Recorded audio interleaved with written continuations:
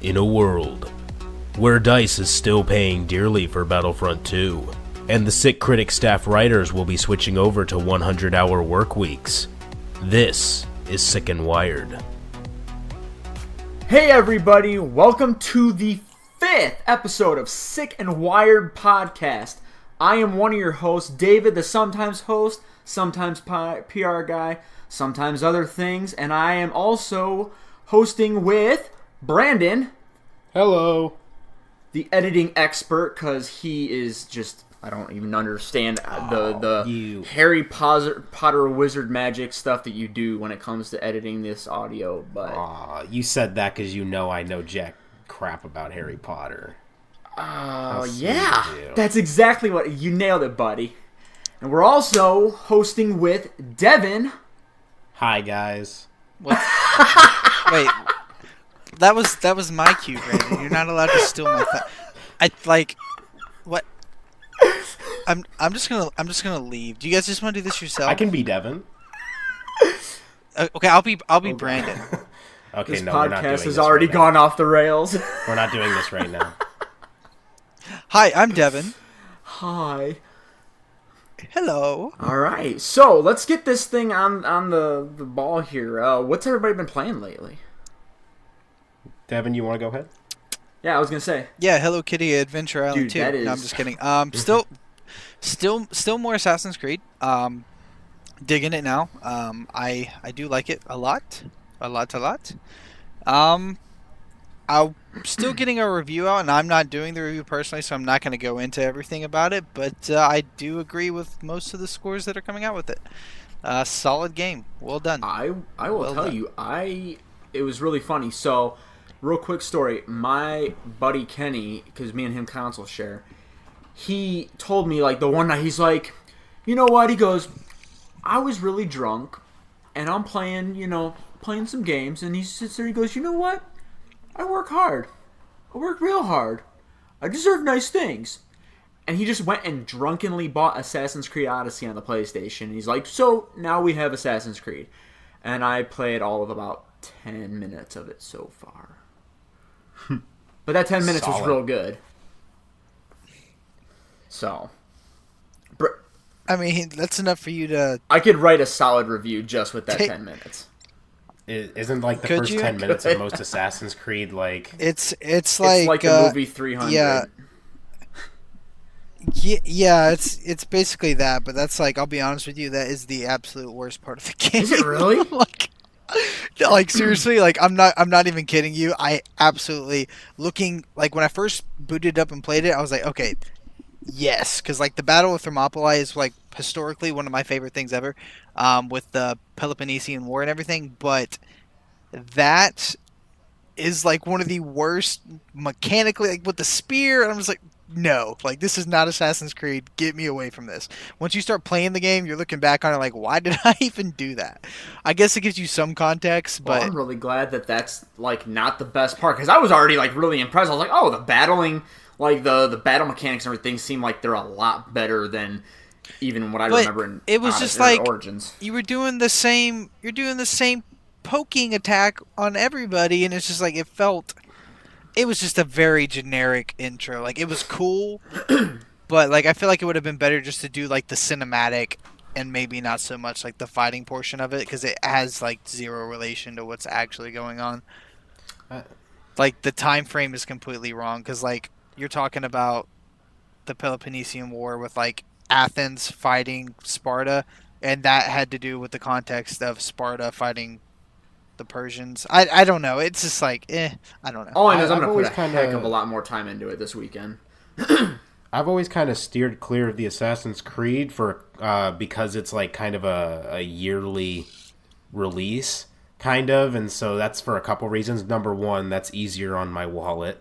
Number two is these yearly releases. The only game that I buy that's a yearly release is Madden, but that's just because I'm a huge football fan. So I'm kind of curious, like, what is the what was the leap like from last year to this year? Because that's like the biggest thing I worry about. Like with the Madden games, there's just not a big enough leap sometimes, and sometimes I question a lot, am I going to get this year's Madden? Because it's just, it's not enough time to actually like make a fully fledged out game. I'm gonna... Oh, go ahead, Devin. Okay, well, like, in reference to, like, you had a lot of issues with the older ones because they did that. Not so much like the very like 1, 2, and 3, but like when you're moving on from like 4 to like Black Flag, and then, but they took a hiatus for like 2 years to make Origins, and you had a complete change of the genre. And now I feel like they're doing that same thing with Origins to Odyssey. So I don't want to see them do that, where it's like every single year, because I completely agree with you, because it gets very stagnant. Call of Duty has that very same problem.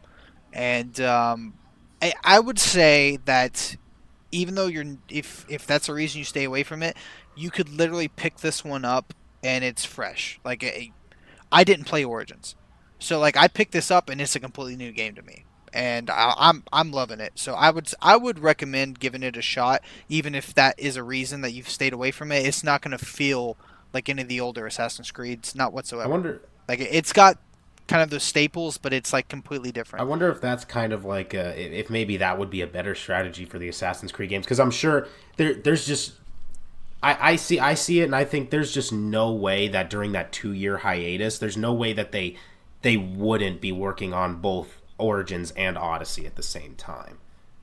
Like if they were probably doing that and then like taking aspects and just like implementing it to the game that they're going to be doing. I feel like they took the 2 years to switch from their old format to the open world RPG type of format, but I don't want to see them continually do that. I would like to see them progress. And I mean, you know how I am though. When I review games and like I rate games, I like to see some progression to the genre. So like they need to do something different with the next one. So I get what you're saying there. I've been pretty busy, so I haven't been able to get into a lot of games, but I just finished a review on a game recently that should be coming out any day here, and I'll let you guys read the article. Woo! Okay, so then are you talking about Lucid yeah. Path? Yeah, I've been editing that. So I will have that to you soon. Take your time. Trust me. This is I don't know how far you are into it, but you can tell from like the first couple paragraphs my opinion on the game. I've got a clear idea of what you think. But that was an interesting experience, because it's always interesting, because that was my first review I've ever done, and it was interesting to kind of jump from a player's perspective into a reviewer's perspective, because they're different. They're very different, and so I'll be looking to perfect that jump. But other than that, I've been keeping up with Paladins, which Hi-Rez consistently finds ways to piss me off. But you know what? Hey, it's just a time. It's a good time sometimes. So I guess what I'm trying to say is it's time. It's time out of my day. Do you play like a lot of MOBAs? No, this is Paladins is the only. Actually, forget MOBAs. I just don't play a lot of multiplayer games in general. It's just not a huge part of who I am. Like I played CS:GO for quite some time. Hated that. I thought the ranking system was ridiculous. I tried League of Legends. Honestly, I just never got into it. I was about to get to that. I was like, if you are into MOBAs and you want somebody to play the thing with League of Legends is that I guess part of my problem, everyone's got their problem as a gamer, and I guess mine is just I don't have the patience to sit there and play like a 15-minute match. Like 15, I don't think I've ever gotten to a 15-minute match in Paladins. Most of them are 8 minutes or so, 8 to 10 minutes, and so that's like perfect for me. But the 15 minutes, which is honestly on the lower end of the spectrum, it's usually more like 20 to 30 minutes for a league game, and it's There isn't enough Oh, going League, on I'll for get me. into the. There's good times I'll be in there, 45 minutes, sometimes even an hour long game. So Jesus. I get Yeah. that completely. Yeah, yeah, it gets intense, man. And I've been playing that game for 5 years, Yeah. so I get that But completely. I've definitely given League a try, especially since I have like 15 friends that love playing it every day. So naturally, I had to try it, and I tried it for quite a few years, but just never really stuck. It never became a staple in my gaming. Well, David, what have you been playing? I'm gonna be honest with you. I've been playing a lot of Black Ops. That game, I, I, okay. So I was really, really excited for this game when it, was like getting ready to come out. I was like, oh my gosh, like they just seem to be doing everything right. I'm about as excited for this as I was for Black Ops 2. And to be honest with you, like playing it, it really hasn't disappointed me. Like I've had a blast playing it. I've been putting at least 3 to 4 hours into it every single day.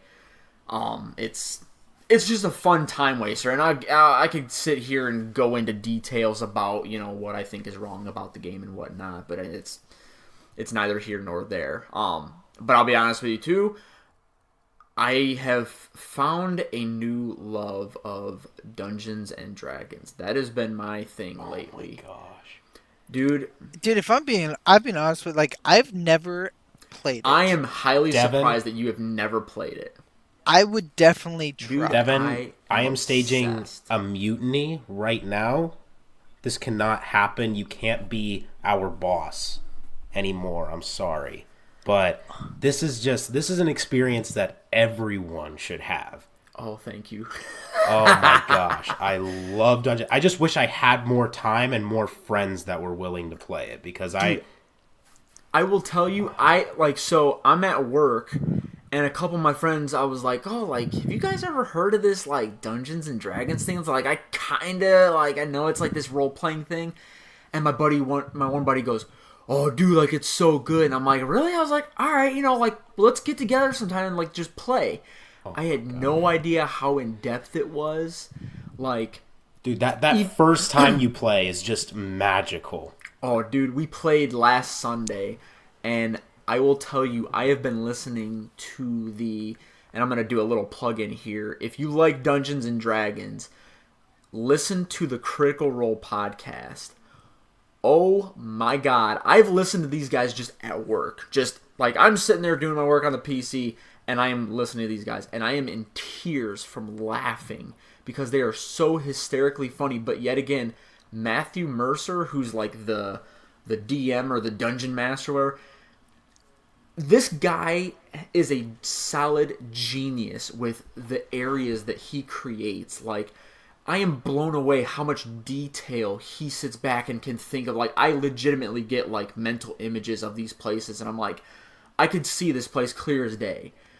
And like, I got a group from a bunch of guys from work that we got together and started playing it. Dude, I'm telling you, man, I'm hooked. Like, I've got 7 sets of dice now, one of which is a metal set that I just got. I just bought the player's handbook. I've got a dice tray. I've got a minifigure. I've got my paladin, like, spellcast. I am all in on this, and I'm actually trying to currently get another campaign set up with a bunch of close friends who I didn't even know were into Dungeons and Dragons until just recently. And they're like, yeah, I've played before, and I'm like... why did you not bring this to my attention sooner? I hate you so much right now. I know you plan on going to whether it's PAX East or West this upcoming year. But something that they do with the people who put it on, it's called Acquisitions Incorporated, and it's involves the staff that put on PAX every year, and they do an entire because they have panels and. They'll have their guest speakers and stuff like that.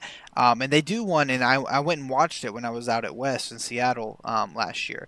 And it's very entertaining to see, and they go to a whole nother level with it. So, I mean, I would suggest if you, like, go on YouTube and just watch a couple, it's like Acquisition Incorporated. And then if you go to, when we go to an event, dude, like, we'll go to the panel. We'll watch it. And they have, like, entire, like, setups, like, you can play while you're there and stuff. So, like, And I don't want to go on like a huge tangent because I could literally like create a podcast just of Dungeons and Dragons. But I mean, it literally takes everything from like, and I'm a huge like Lord of the Rings. I love Elder Scrolls. I love magic and fantasy and wizards and magic and just all this other stuff. And I probably said magic twice. And it just puts it all into one. But it's like you literally are like free to do whatever you want, and that's where like the magic really happens. Like you have your dungeon, master kind of creating these areas, but you're free to do whatever. Like if you want to walk up to somebody and punch them in the face, you could go do that, and it could be the bartender. You could start a fight. You literally have that freedom to do whatever, and I don't know. It is one of the best games, and I'm always one person too that I love playing board games. Like I used to play board games a lot when I was a kid, and the fact that we kind of stopped doing it and they kind of fell off kind of hurt my heart a little bit, because I was like, man, like I really liked playing like Monopoly, even though people get pissed off, because the game lasts like 9 hours long and everything. But so like being able to play this and like really get into it and everything like has just kind of taken me back to being a little bit of a kid again, and I'm just like, oh, I'm so into this. So, but I think what we really need to do is we need to dive into this little bit of news that we've got going on here. Little bit of news. A lot of bit. The first thing we are going to jump in and talk about is the Fortnite cheaters being sued. Now, I'm going to be honest with you. I've been kind of dark on news lately. I literally was like trying to read up as much as I possibly could before we started doing this, because I've literally been watching and listening to Dungeons and Dragons like the entire week, and actually 2.5 weeks now. So I've literally been like kind of video game silence. So I know that this happened, but I don't really know any details on it. Is anybody, Brandon, I know you put this on there. What do you know anything, like any more details on this? Honestly, it was a smaller piece of news that it was the first one. I kind of go through my little list of news that I have, but it was a smaller one. Really, it's just Fortnite and Epic Games, they're really cracking down on these cheaters. I want to say I heard a couple different pieces of news about cheating. I heard one about GTA 5 too. But but they stormed 5 houses with police and stuff. So it was, for the GTA 5 one, it was pretty crazy, because I think one of these they were making these hacks and mods and stuff, and they were selling them on the internet. Yeah, that's exactly what was happening. Was that the Fortnite one here, or is that the GTA 5? Yeah. So Epic Games, okay. They're suing a couple of YouTube creators. I couldn't tell you what their names are, but basically what they were doing is they were promoting, and they made their own private website, and they were selling software for hacking the game. And these kids are so stupid. This is how dumb they are. They were promoting it on YouTube. Like, you literally just gave Epic Games legal team exactly all the ammunition they need. You literally just put tons of footage of you promoting and selling something that essentially is their claim. So I mean, like, it's one thing to be cheating on the game. Like, they're like Epic Games, it would be a waste of their time and money to go out there and sue everybody that cheated in the game and downloaded it. Now, for them to go after the guys who are making money off of it and promoting it, they're going to eviscerate them in court. These kids are done. Like, there is no judge that is going to side with these guys, because essentially that is intellectual property that they are essentially messing with and affecting their money. So, like, they have an entire case on how much money they could be losing because players are not wanting to play because there's cheaters in the game. Like, this could go a long way. And this is not the first time this has happened. You remember when PUBG was cracking down on this? Probably 6-7 months ago. They took that kid to the cleaners. Yeah. So that long ago now. Yeah, I mean, it's been a recurring thing. But, like, man, if you're gonna cheat, it's one thing. Just don't advertise it. People cheat all the time. If you're just not good, if you're not good at stuff, you're gonna cheat. People cheated in college. People cheat at life, but like nobody likes to advertise that you're a cheater. Like who does that? So I mean, whatever, man. If you're gonna cheat and make YouTube videos out of it, karma. Welcome to life, buddy. You're about to get royally screwed by Epic Games. My one thing is, it's like, okay, so if you're gonna go ahead and do this cheat, like, what part of you, like, when you're advertising says that this is okay to do? Like, does your consciousness not just like jump in and go, hey, yeah, you're being really, really dumb right now. You're going to get caught, and there's going to be other, consequences later on that you're probably going to suffer from this. Like, well, I mean, think about this as well. Fortnite's been putting on $100,000 esports tournaments, some of which are online.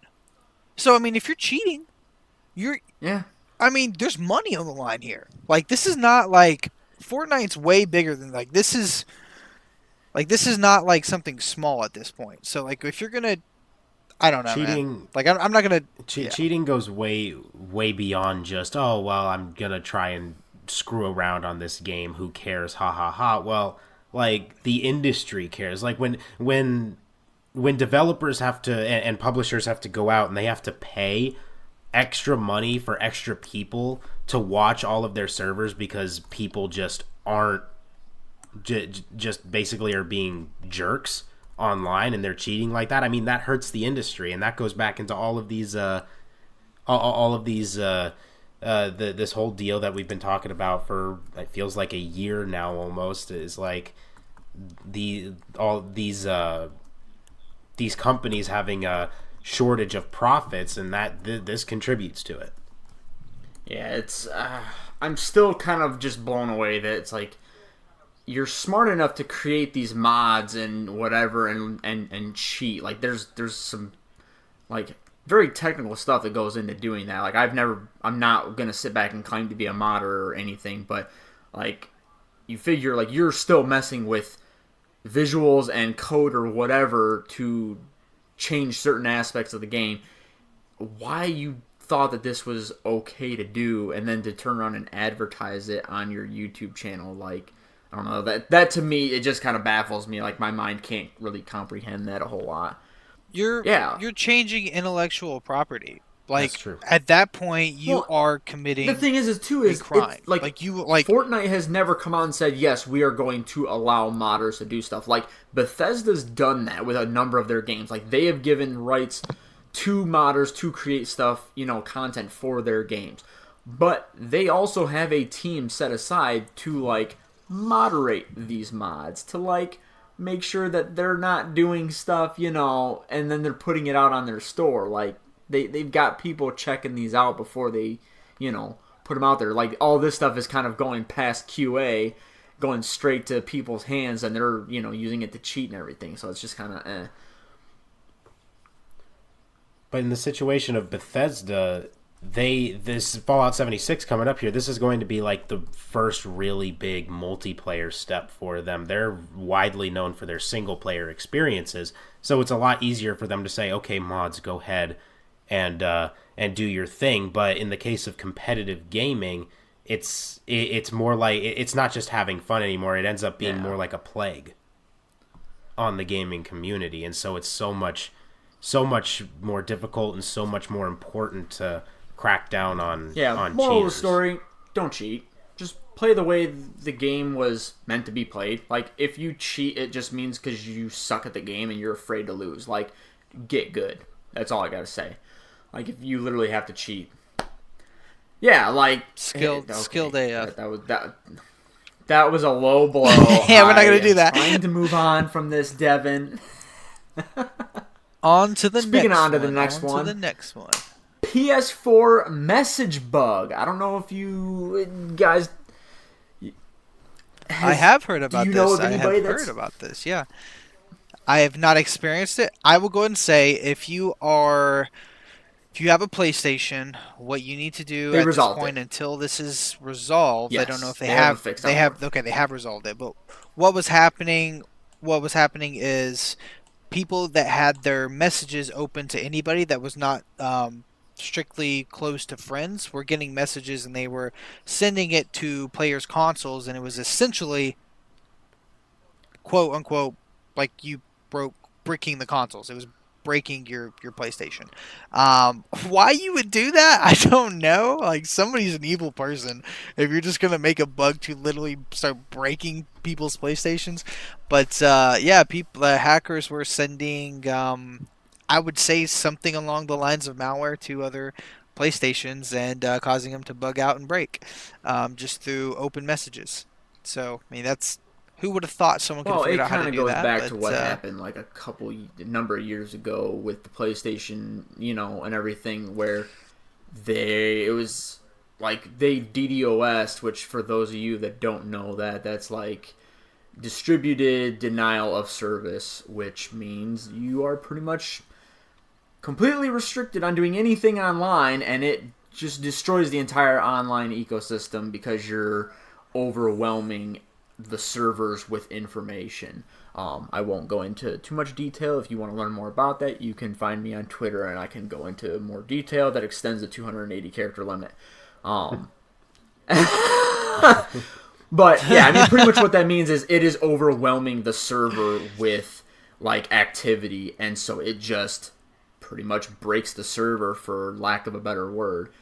I would say, in layman's terms, it would be equal to somebody sending 200 Yeah. text messages to your phone at one time. If you've ever seen what happens to your If cell you phone, remember what happened to the notes when in that people's happens. cars when they would just explode, imagine that on a server level. That's pretty much what that does. So Yes. yeah, it's a thing too. If people are evil. Like, why you would want to do this to gamers? Like, we literally just want to sit back and play games. Why you got to do this stuff to brick our consoles or prevent us from playing these games? Like, you're evil. It's like you have the power to do something, and then you use it for wrongdoing. And it just irritates the hell out of me. I don't know if this is related in the same field, but there was about a year ago now, I think there was a whole deal with iPhones, and iPhones, people discovered that there's this Indian letter in the alphabet, or like this Indian word or something. I'm not entirely sure, but if the iPhone screen or reader or whatever, I'm no tech expert, but if they saw that, if the phone saw that on its screen, it would turn off. Gone. Like the phone would be. Yeah. So like if you were trying to open up your phone, but your phone will open up to that image, you literally couldn't go onto your phone because every time it saw it, it would crash. Yeah, there's probably some sort of like scripts or whatever, or like hidden code that were behind that, like embedded.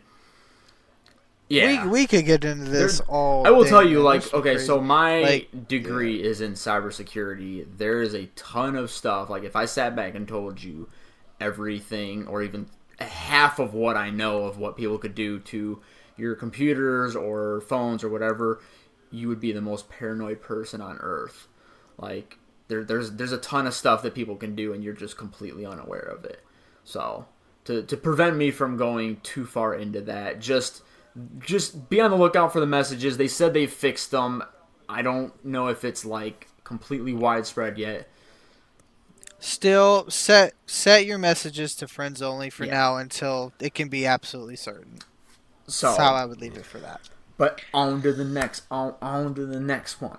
So, dude, it's really Such a good song. We should like put that in the. We should put that in the if only podcast. we didn't every time have, we like switch licenses topics. to worry about or anything like that. I'll who sings that? I don't know.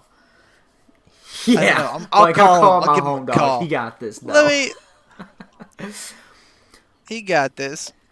Go So, ahead. Though. Black Ops Next. 4 underperforms. Like, Activision stock literally dropped. And the only reason why I know that is because my dad is in the stock market business.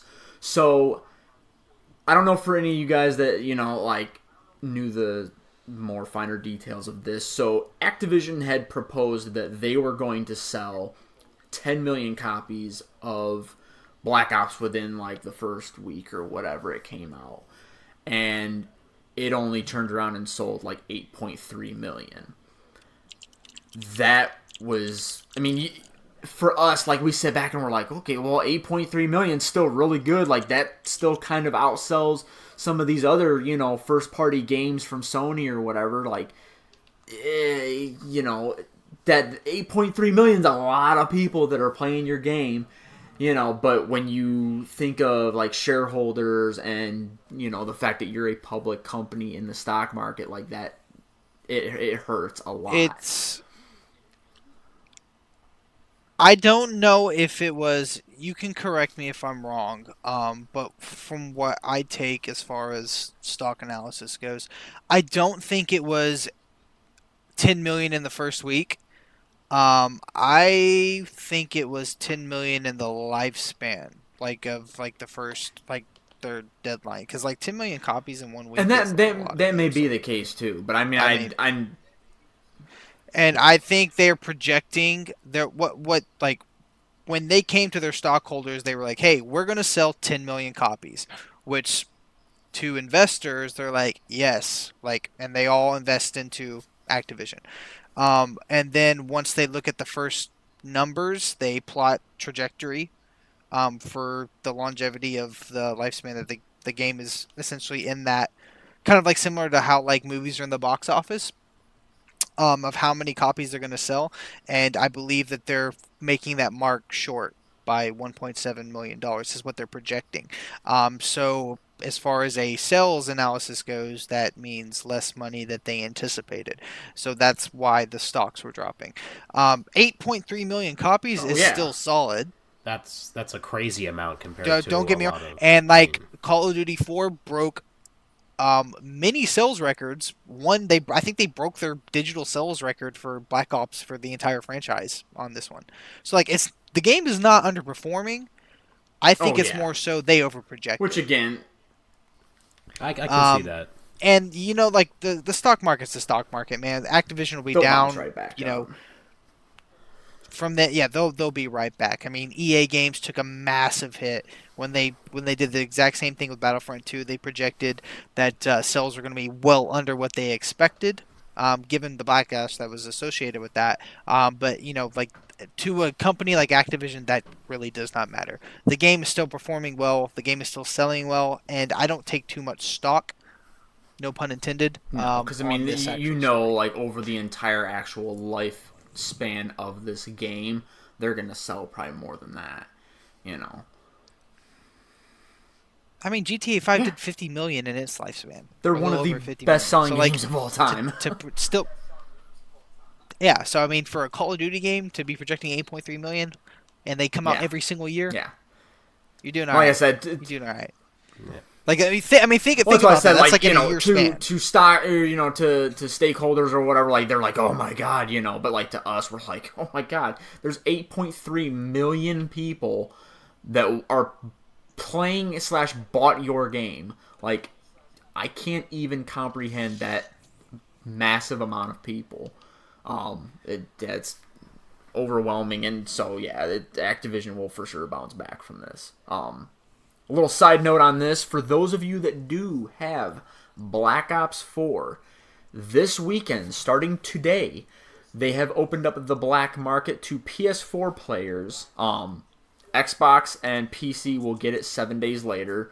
That's just how it is, folks. Activision's got a special agreement with Sony, so expect anything Activision related to come first to Sony before it comes to Xbox and PC.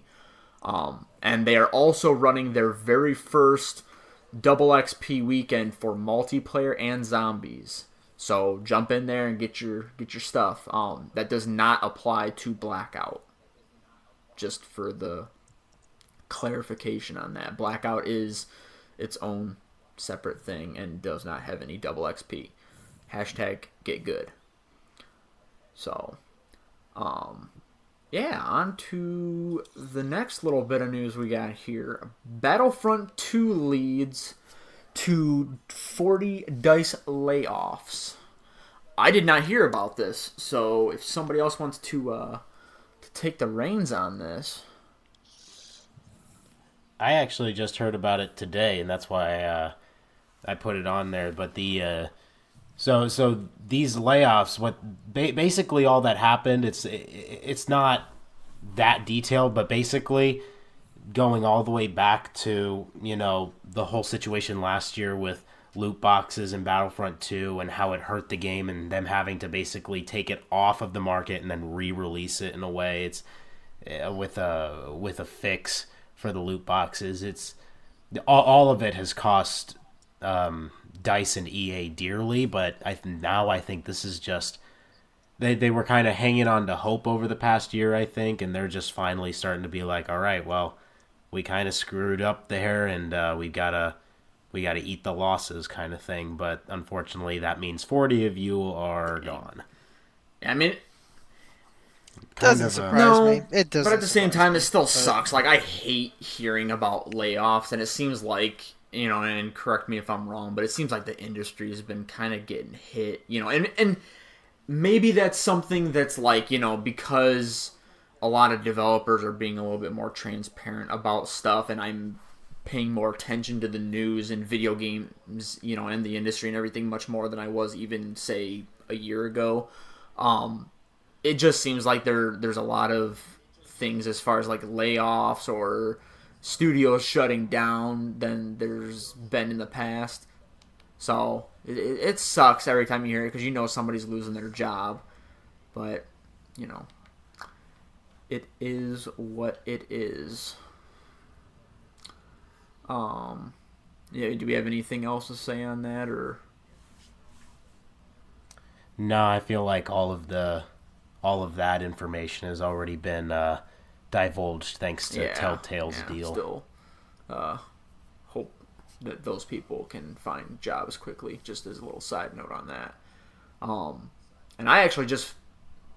Well, a lot of them are getting picked up by Skybound right now, trying to finish.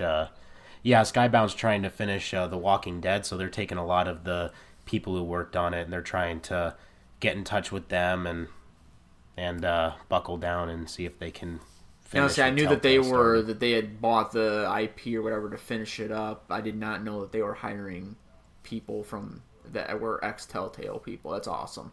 Good for Skybound or whatever. And I actually just found out about this one this morning. Days Gone is delayed now until April 26th. Yeah, I mean, I kind of knew that this was, or at least I will say I hoped that this would have happened because, one, Sony first party studio. This game actually does look really cool. Like, it's an open world RPG style game. And the fact that it was going to be on the same day as Anthem and shortly after Kingdom Hearts 3, there was no way this game would have gotten the amount of attention that it deserves if it would have stayed there. So kudos to Bend for, realizing this and getting the heck out of the way of those two games. I don't know. I guess this whole situation, whenever I see a game is delayed, like Crackdown 3 kind of pissed me off, which also is actually is supposed to come out in that same area of February. But it just goes all back to my personal opinion, which is that if I'm ever running an independent studio or something like that, which I hope to do one day, I think that would be awesome. But if I'm ever doing that, call me crazy, but I would not want to announce any kind of release date for a game unless I'm finished with the game. That's me personally. I feel like trying to put out a release date for something that technically doesn't even fully exist yet is kind of I've never liked it. I've never liked it. Well, it's there's also a fine line between hype and premature hype. So like from a marketing perspective, you do have to market a game well before. You can't market a game 2 months before it comes out. Unless it's like going to be that popular, kind of like I don't know, like Bethesda could literally announce Skyrim and say it's coming out in 2 months, and it does not matter. But for a game, especially a fresh IP, you have to hype the game leading up to it. So I understand that, but in this case, I think is one of those scenarios where they came out just a little too soon. I mean, this game was supposed to come out this this summer or something, wasn't it? And then it got delayed again, and then now it's delayed till April.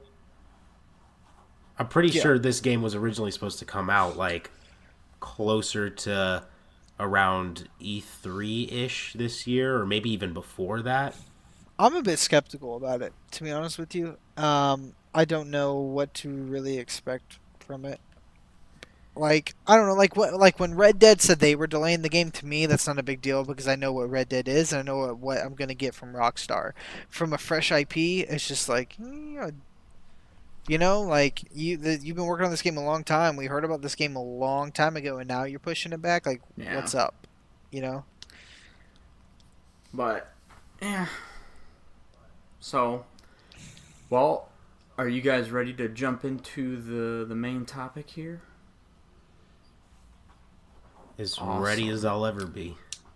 So, Freddy. the upcoming release of Rockstar's Red Dead Redemption 2, figured we would talk some Rockstar stuff. First off, the first game that I can even think of in probably this generation that has released that's going to release physical copy with 2 discs. Like what? That's There are people who are going to be wanting to buy this game under the mature age, of course. Oh no. But there are some of those kids that are going to get this game who have never actually been alive long enough to see multiple discs come with a game before. That's crazy. I've never even thought about that. That is, I mean, I can't remember the last time I bought a game and it came with 2 discs. I can remember a rough period of like a time very early on in my life where it was a thing, but I mean that I haven't seen one in so long, decade maybe. So I know last console generation there was Final Fantasy, I believe it was 13. Correct me if I was wrong. With lightning and everything, and that was like, those were like 2 and 3 discs long, and I was like, oh my god, like this game is forever. Wasn't there a Final Fantasy game that had 4 discs or something like that? It was. There was one that had quite a few. Yes, cannot remember which, but there was one that had quite a few discs. And I mean, come to think, besides like a 2-disc campaign, I mean, probably the only one I can think of recently that I actually purchased was LA Noire. Really? That's the only one I can think of. That had 2 Whoa, discs? really? It had 3. Oh, See, I never okay. purchased. Interesting. I believe 2 or 3, maybe 2, but it Yes, definitely I had didn't more purchase than that. one. I got that when it was like free on PlayStation or something. It was 2 discs. No, 3. It had 3. For the Xbox 360, But still, it it's had like, 3 discs. even like, There, I mean, it's with the things like with them nowadays. It's like, are you joking me? Like, why do you need to use 2 discs? Like, especially. I mean, think about the size of the game, man. I mean, like, if it's a digital download, that's but one you can- thing, but there's only Yeah, so but much you can those put Blu-ray discs on can one. hold a lot. Like, they've got discs that can hold a lot, but I mean, yeah, I guess I'm just kind of, one, I buy all my stuff digitally now anyways, so when I found out even that it was like 100 and, I think it's like 105 gig download or something like that, some ridiculous number, I was like, oh my god, like, I am so glad that I have an external hard drive on my PlayStation, because otherwise I'd be deleting like everything and then crying tears of regret as I did so. But yeah, so it's like, hearing that it's so massive that they have to put it on 2 discs. I'm almost kind of curious, like, what they're gonna, like, is the campaign and the whole story and everything like stretched across 2 discs, or is like the first disc just strictly like the single player main game, and then like the second disc is all of like the multiplayer stuff, you know? Like how do you guys think that they're gonna like divvy that up? That's highly possible, but would also be extremely frustrating, because what if you And lost you're either with not this? playing the single player or you're not playing the multiplayer. Gosh, man. This did they specify that it would take both discs? Because I remember when you downloaded it on one disc, and then I don't think the other disc had anything to do with the installation or anything, but you would pop it in to play it. So one disc was installation and the other disc was playing. I do remember. I don't know what game that was. I do what remember was what you're that? talking about. No, yeah, I do remember And that may very yeah. well be a possibility too, where it's like, you know, the first one's just to install certain stuff, you know, and then the second disc is mainly just to play. And the thing is too is, I mean, it could be a case of like, you could even go as far as saying like The Witcher 3 kind of released with 2 discs, because one was the soundtrack and one was the actual game, and that we are. But I'm just saying, That's like, you extras, could go as far as that's saying extras. that. You know, they haven't really specified. They just said it was shipping with 2 discs. So it's like, I don't know what those discs. Oh, so Rockstar has just said that they're shipping with 2 discs. We don't Exactly. know what's going to be on those yet. I don't know. Then why are we freaking out? So we could get like one disc, which is the game and being able to play it, and then another disc, which is like, hey, developer commentary. I mean, they very well could do that. I have no idea. So I guess we're all gonna find out on the 26th, which I am very excited about, but I'm also very frightened of this game. We are so much more in the dark than we thought we were. Just everything that's come out about this, like, and I will be honest with you, okay? I really haven't played any. I did not play any of the Red Dead games. Dude, I'm careful. going out there Oh and my saying God, it. This is going to generate stop. content, all right? So, Dude. Oh my God. I've never played Why a am I- Grand Theft Auto up until 5, and I played that for the first time a couple months ago. So, the only Rockstar game I really kind of dug deep in and played were the Midnight Club games. So you've never experienced Red Dead Revolver Nope. or Red Dead Redemption 1. Okay. I think I'm even worse because I've played a lot of Red Dead Redemption 1, but I actually didn't enjoy it as much. But as in most my people defense, though, do. isn't this supposed to be like a prequel? So technically, I can jump into this and not miss out on anything. Yeah, technically. But technically, do you really go If you're from lame and you don't like good games, technically, yeah. No, let's before we start throwing some shade on Mr. Fraley over here. I'm extremely upset that you have I am never terribly played. sorry. I can understand never playing Red Dead Revolver. I understand Well, that. But you've I've never played Red Dead Redemption. My very viable reason for this is my parents growing up were very strict on what games I could and could not play. I was not allowed to play anything M-rated before I turned 18. So guess who had friends that had M-rated games that would go over and play them and not tell his parents about them? Me. I do not advise that at all, because that will eventually come back to bite you in the rear, and it kind of did me. But it also kind of paid out well, because my first M-rated game that I ever played was Halo. And I had to beg and plead to... What?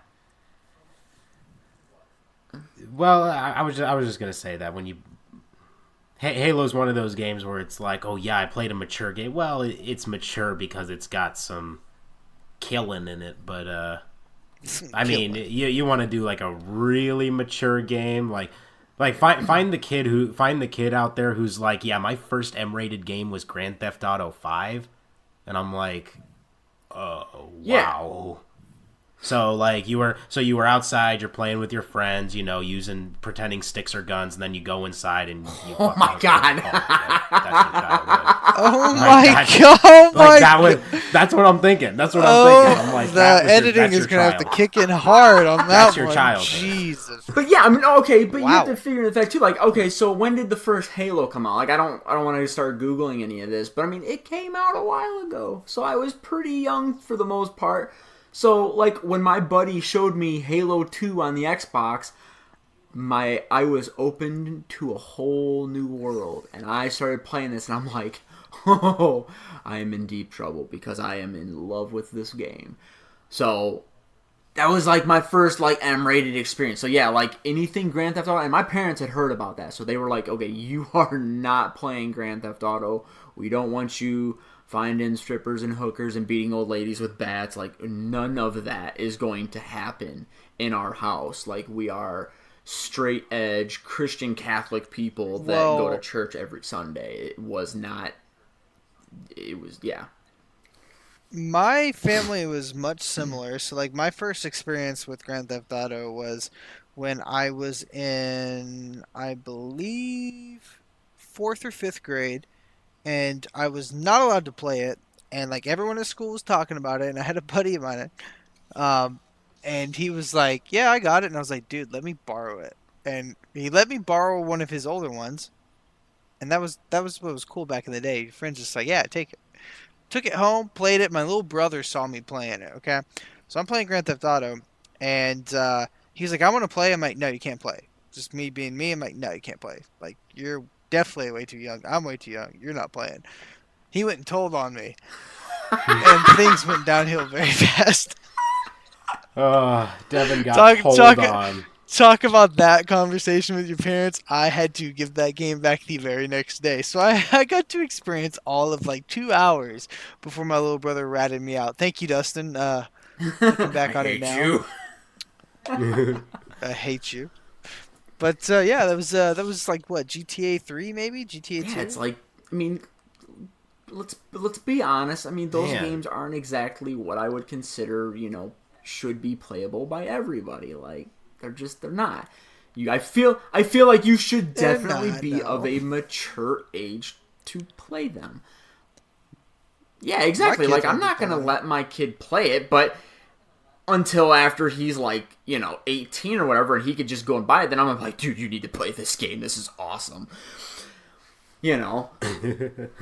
We are demented. We really as are. a civilization. But another thing, Rockstar related, that is more current news, and I feel definitely deserves some attention. I really feel like it. I mean, I'm gonna be honest with you. This podcast is probably gonna go over for a little bit more than an hour, because this is a pretty big thing that I want to talk about.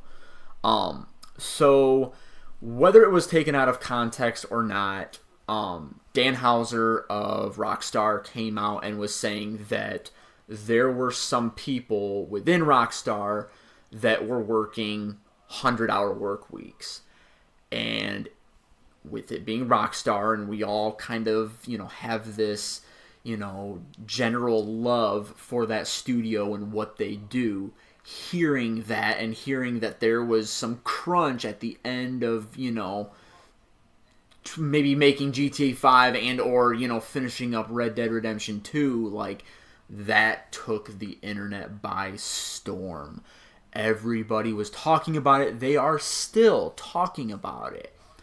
I want to know what your guys' opinions are on that, even after the fact that, the human resources over at Rockstar came out and said, hey, you know what? We usually tell you guys that you guys cannot really talk about your job and your position or anything on social media.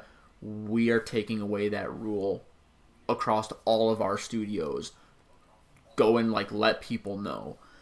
What is your guys' take on this? Like, what do you guys think? Are they really working 100-hour work week? Was that forced? Was that passion work? That they just love their job so much that they wanted to work the 100 hours. Like, what do you guys think about this?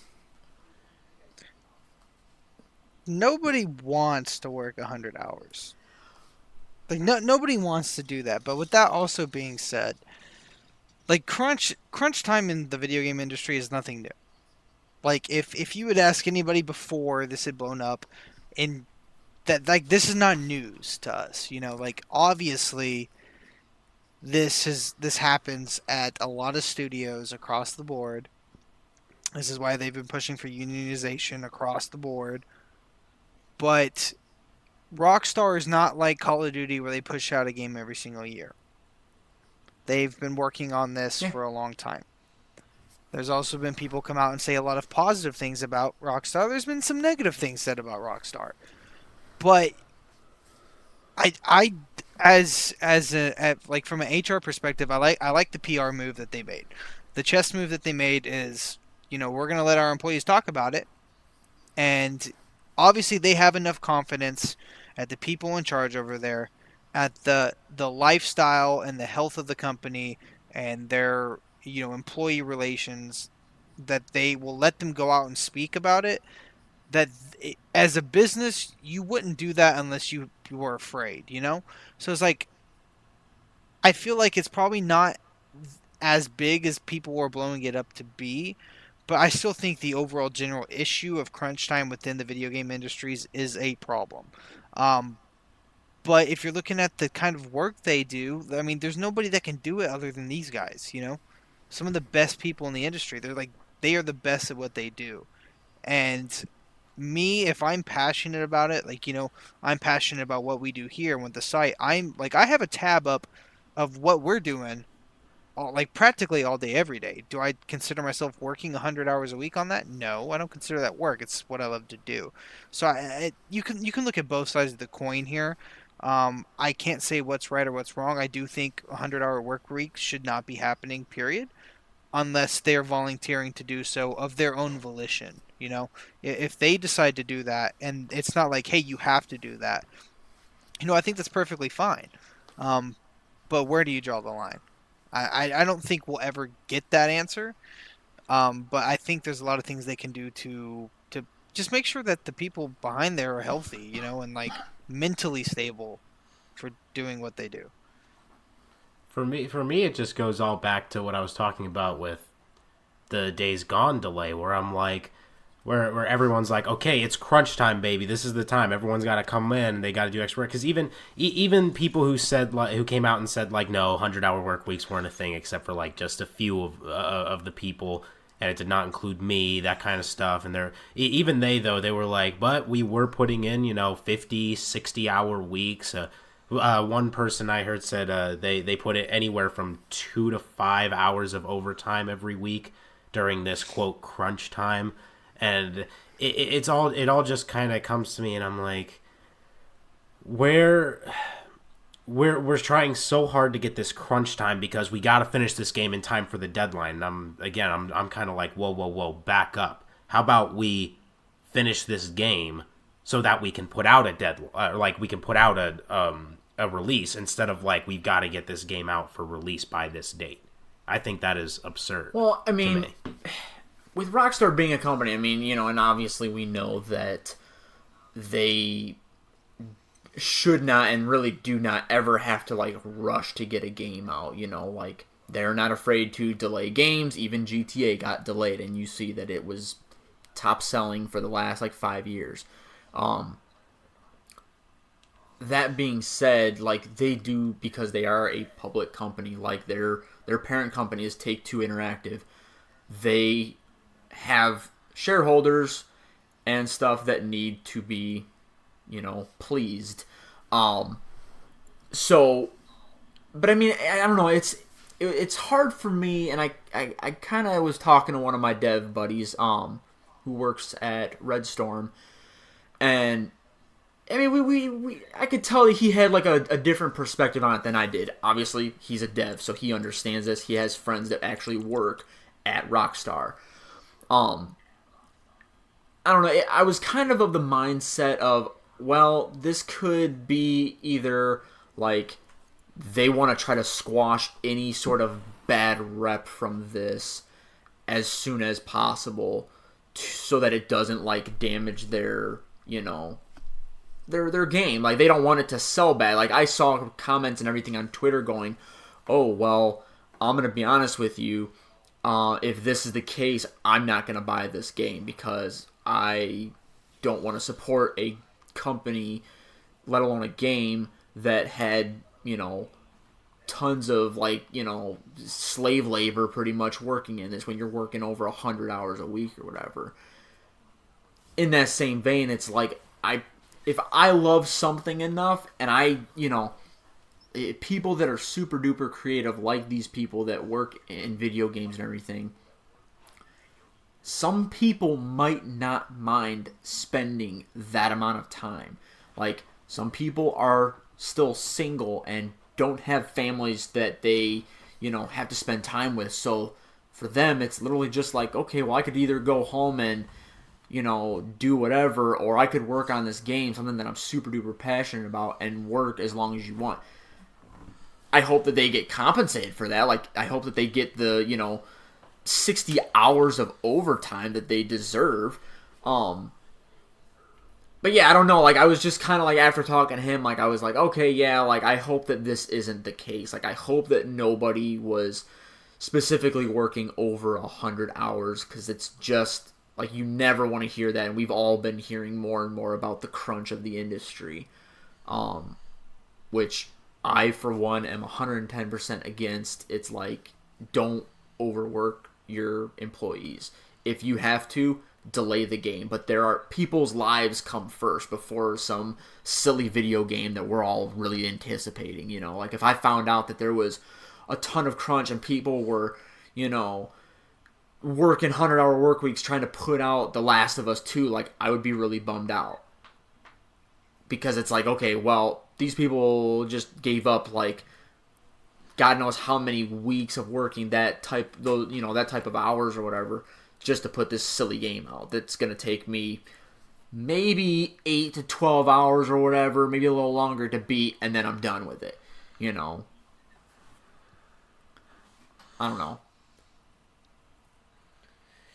Yeah, I mean, it's 100-hour work weeks. I think even if it's something where you're like, man, I'm so passionate about this game that I am willing to do 100-hour work weeks, and I'm single, I don't have a family. Like, even if it were that kind of thing, I would go up to that person and be like, no, sorry, that's too much work. Because, like, you think about 100 hours a week, 7 days a week, that is over 14 hours a week.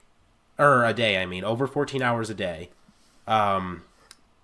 every single day, no weekend. And if you think working 14 hours, over 14 hours a day, and then you take 8 hours for sleep, I mean, you're looking at, you've got like an hour and a half or 2 hours left in your entire day, and that's going to be used for eating. Commute. So it's literally or your commute. It's literally wake up, eat breakfast, develop, eat dinner, go to bed. That is your schedule.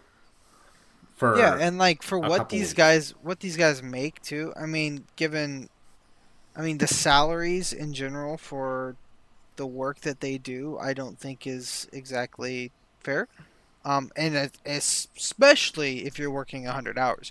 Like, my previous job, I was working 60 hours a week. Like, I worked 60 hours a week, and that sucked. If you had asked me to do 100, I would have walked out the door. Like, it's not going to happen. Like, I'm not going to do that. Like, there's a difference between, living to work and, working to live. Yeah. And I don't, something's got to change. And if they were making people do 100-hour work weeks, then they need to take a step back and kind of look. And I don't know. I guess take it with a grain of salt. If the dude said that there were times that people were putting in 100-hour work weeks, people were putting in 100-hour. Somebody at that studio was putting in 100 hours a week, and that's really just not healthy. In any scenario, for your career, for your health, for your family, is not a healthy situation, especially for what you're making. I mean, shoot, throw me six figures, and then we'll talk. Pay me $100,000 a year. That's different. I'll work. But for what these guys are making, some of them not a chance in hell I would do it. So I don't know. Like, you can't do things like that. And I want to go on the record and say like that this definitely needs to keep getting talked about, because it's like I feel like, you know, you hear about it, you know, say 6 months ago, oh, you know, this studio was crunching to put this game out, and we're like, oh, you know, it's a huge thing on the internet, everybody's trying, and then it falls short, and then nobody talks about it until the next incident of a studio having to crunch comes up in the news, and then everybody's like, oh yeah, you remember this, and it's like, no, we need to continue talking about this, and in doing so, also do something about it. And I have heard things about that is the main problem with our generation, though. That is something that would completely crush this, you know, this overtime 100-hour a week or any sort of crunch that they might do. And to be honest, too, I hope they do too. And personally, if you have to delay a game because you need more time so that you're not having to put in even 80 or 70-hour work weeks, do it. I don't care. It's a game. I am not going to die tomorrow if this game doesn't release on this specific day. It's like, I understand you guys have shareholders, all that jazz, like, but I personally don't care. Like, it's people's lives. You guys need a life outside of work. If you have to figure out, do something so that everybody's working just their normal, maybe 40 to 50-hour work weeks. Like, I think that is more than reasonable amount of time per week to work on a game. If it takes you, hire more developers, you know, instead of spend the maybe money, 3 years, it takes you it 4 or 4.5, then so be it. Like, if, you know, like Rockstar, they've probably been working 5 or 6 years on this. If it takes you another 2 years to make this game, so be it. But I don't think that you need to crunch. I don't think you need to overwork your employees. I don't agree with any of that. So that's No, I agree with you completely. Unionization, I think, is a great idea. I'm not a huge fan of the whole unionization idea, but the problem is that I would much prefer it if CEOs and supervisors would just kind of stand up and say, like, okay, no, we're not having our guys work this much. We are going to wait and just work regular. But they're just not going to do that. It's the nature of the business. So I think unions are the kick in the pants where CEOs are finally like, okay, I guess this. Yeah, it's like they're not going to do it on their own. They need some sort of fire lit under them to get this done. Everybody, I mean, it doesn't matter in what position you are, and not even the game industry, just anything in general, you are graded upon results. And these CEOs, these execs, they have to get results. And if they don't get results, it's their job that's on the line. And they don't care to dispose of whoever's under them to make sure that their job is secure and that their six-figure salary is secure. So, like, they're going to do what they have to do. And, like, I completely agree with you that I think that this topic doesn't need to just go away, because like that's another issue entirely with, like I said, like our generation just has this extreme habit of something like being brought up, and like everyone wants to talk about it at the given time when it's relevant, but a week or 2 weeks later it has like zero meaning to anybody, and the conversation just disappears until, like you said, something else comes up. And like that has got to change. Like, the only thing that will bring change is talking about change. And for it to just go away, regardless if it's Rockstar, I'm not even talking about Rockstar in general. I'm talking about the entire industry. Communication across the board is the key to fixing this, and that's just where you have to start. I could not agree more. And I think we're going to find more details on this story later on. I know a guy by the name of Jason Schreier is currently working on something like this, and I know he's quite good at digging into stories and getting the nitty-gritty details on stuff. So and we will try to update you maybe next week if we hear anything else on this podcast about that. I know for sure I'm going to keep an eye on it, again, because I have friends in the industry that this type of stuff affects. So when I hear about this, like, my first thought is thinking of them, and it's like, okay, hold on a minute, like, let's let's figure something else out. There's no reason why I should be able to work a 40-hour work week and these guys can't do that. So, any other final thoughts on that topic before we close this bad boy out? I think that covers about it. Yeah. I mean, that's the big news. Like I said, it's... I think we went into that pretty in depth there. I think we covered the bases fairly well. Our main topic. I've got to come up with a different name than main topic. I liked I liked the blues news, but you guys shot that down really quickly. So it just makes me think. Dudes talking about news. It makes me think of Blue's Clues, and I can't do it, man. I'll think of something. Can't do it. I'll have it by next week. Well, we'll get a hang of this whole podcast thing. We're only like maybe what this is like the fifth episode or fourth episode? Fifth episode. See, I even said it at the start of the show, and I still don't remember where we're at. God pray for just say lots of prayers for me. But all right, well, I think we are going to end it there. Is there anything you guys want to pimp real quick before we officially close this out? Yeah, I mean, I would just say one thing. I know Brandon's got his review for Lucid Path that's coming out. We should have it up definitely before the end of the weekend or first thing next week, so be sure to check that out. As well as our Black Ops 4 review and our Assassin's Creed review, which will be coming out. And just go to sickcritic.com to check that out. And as always, we are on iTunes and fixing to be Spotify after this episode. So excited. Spotify. Hopefully we are on whatever platform you're listening to this on, because otherwise, have fun figuring out that paradox. I would like to get on eventually, seeing about possibly moving us onto Google Play, but we'll talk more about that. But that is for me like the next other step, since we've already made it onto iTunes and soon to be Spotify. So yeah, Spotify. We're places. You can find us. We're spreading like a wildflower. Yeah, like never mind, I can't say that. Brandon, where can people find you? You don't want to find me anywhere other than Sick Critic. Trust me, it's a mess. Honestly, just read the stuff on Sick Critic, man. I know I don't have enough time usually to go through and read everything, but everyone here is super talented, so that's the only thing I'm going to plug this week. Well, I'm going to say, for those of you that want to, maybe reach out to me, talk to me about something, maybe give me your opinions on the Rockstar news, or anything else. I seem to have been a very popular place to reach out for Black Ops news apparently recently. I didn't even tag anybody or make any hashtags, and people were reaching out to me that I was not even friends with. But you can find me at David Fraley27 on Twitter, and I believe that's on Instagram as well. It might just be Fraley27. I post all sorts of funny stuff.